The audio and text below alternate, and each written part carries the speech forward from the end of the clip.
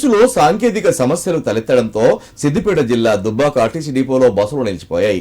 డిపోలో మొత్తం 35 బస్సులు నడుస్తుండగా టీమ్స్ మిషన్ అప్లోడింగ్ డౌన్లోడింగ్ లో సాంకేతికత సమస్య ఏర్పడడంతో 18 బస్సులు నిలిచిపోయాయని సిద్దిపేట డిపో మేనేజర్ సుఖేందర్ రెడ్డి తెలిపారు.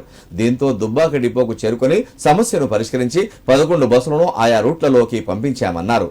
గతంలో ఒక్కో బస్సులో 50 నుండి 60 మంది మాత్రమే ప్రయాణికులు ప్రయాణించేవారని, మహాలక్ష్మి పథకంతో ఒక్కో బస్సులో 100 నుండి 150 మంది ప్రయాణిస్తున్నారని, దీంతో టీమ్స్ మిషన్ ద్వారా టికెట్లు ఇచ్చే ప్రక్రియ నెమ్మదవుతుందన్నారు. అధికారులు స్పందించి సాఫ్ట్వేర్ మార్చడంతో కొంత మేరకు పరిష్కారమైందని తెలిపారు. త్వరలోనే సమస్యను పూర్తి స్థాయిలో పరిష్కరించనున్నట్లు చెప్పారు.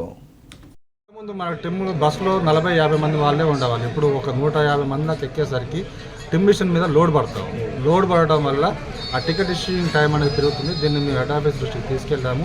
గత వారమే సాఫ్ట్వేర్ వర్షన్ చేంజ్ చేయడం జరిగింది. ఇప్పుడు సమస్య కొంతవరకు సర్దుమనడం జరిగింది.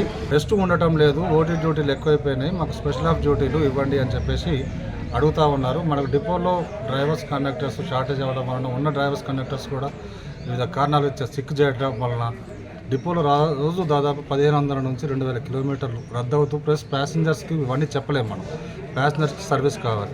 ఆ ఉద్దేశంలో ఆ సందర్భంలో వీళ్ళ మీద కొంచెం బర్డెన్ పడుతూ ఉంది. ఈ విషయాన్ని ఉన్నతాధికారుల దృష్టికి కూడా తీసుకెళ్ళాము. మనము త్వరలో కూడా ఈ సమస్య పరిష్కారం అవుతుందని చెప్పేసి మాకు వాళ్ళు హామీ ఇచ్చారు. త్వరలోనే ఈ సమస్య కూడా పరిష్కారం అయినప్పుడు మనం వీళ్ళు అడిగినట్టు స్పెషల్ ఆఫ్ డ్యూటీ వేస్తే వీళ్ళ మీద పని ఒత్తిడి అనేది తగ్గడం జరుగుతుంది.